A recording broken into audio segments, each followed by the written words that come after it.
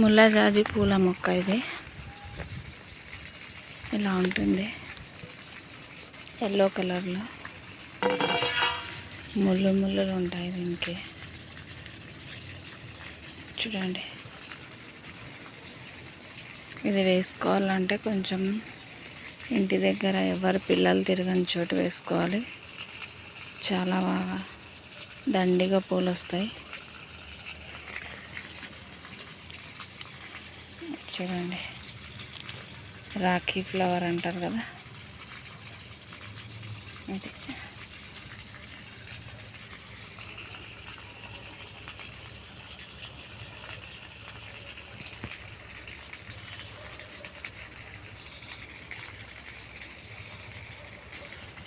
ఎంత పెద్దగా అయింది చూడండి.